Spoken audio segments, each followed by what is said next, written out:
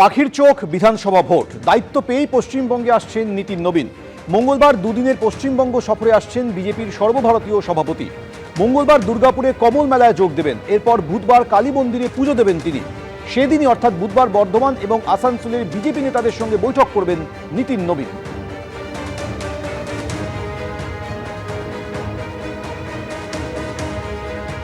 সাংগঠনিকভাবে পশ্চিমবাংলাকে পুরোপুরি তৈরি করা এবং পশ্চিমবাংলার সাংগঠনিকভাবে কেন্দ্রীয় সভাপতির সাথে পরিচিত হওয়া, এই সমস্তটাই এই কার্যক্রমের মধ্যে আছে।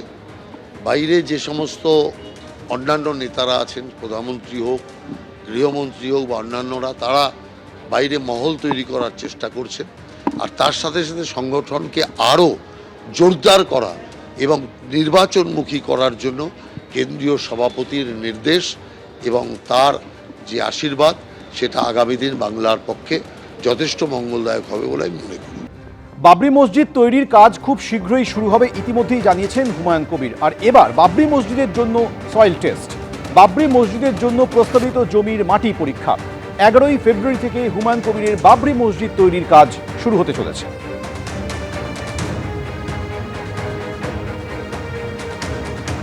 বেলডাঙ্গা 2 নম্বর ব্লকে বাবরি মসজিদ তৈরির কাজ চলছে।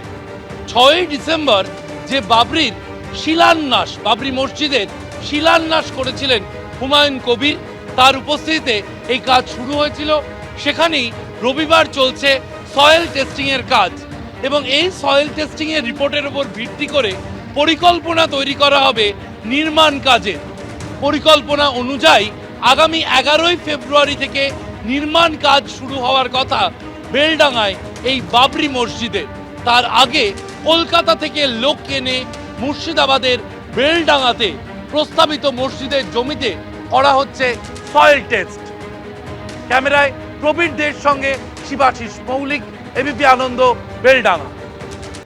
ভোটের আগে মন্দির মসজিদ রাজনীতি, বহরমপুরে রাম মন্দির তৈরি হচ্ছে আর এবার ওয়েবসাইটের উদ্বোধন করলেন সুকান্ত মজুমদার। বহরমপুরে রামলালা চ্যারিটেবল ট্রাস্টের ওয়েবসাইটের উদ্বোধনে সুকান্ত মজুমদার।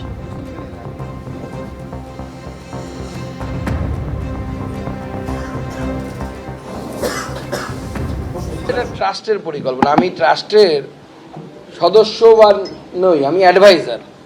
তো স্বাভাবিকভাবে যখন মুর্শিদাবাদ থেকে সাধারণ মানুষের দাবি এসেছিল যে এখানে একটি রাম মন্দির প্রতিষ্ঠা করা হোক, আমার মনে হয়েছিল যে যদি মুর্শিদাবাদে বাবরের নামে মসজিদ তৈরি হতে পারে, তাহলে রামলালার নামে বা রামের নামে অবশ্যই মন্দির তৈরি হওয়া উচিত। সাধুবাদ জানাই তাদের এই উদ্যোগের জন্য।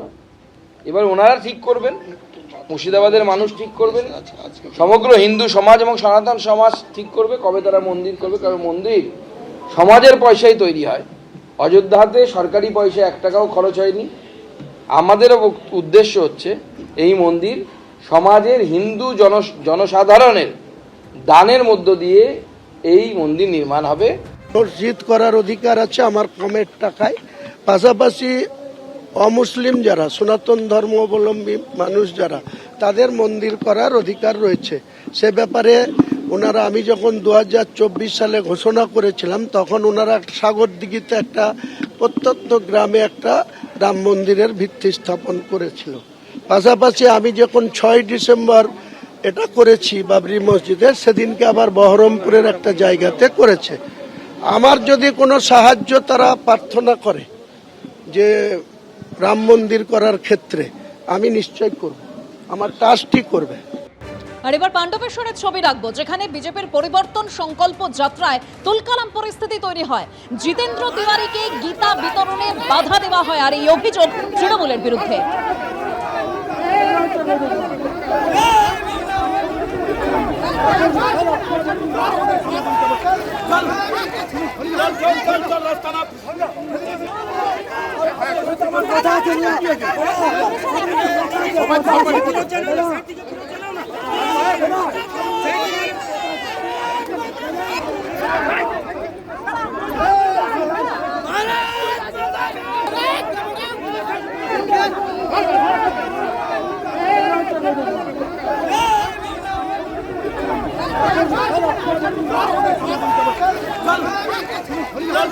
चल रास्ता ना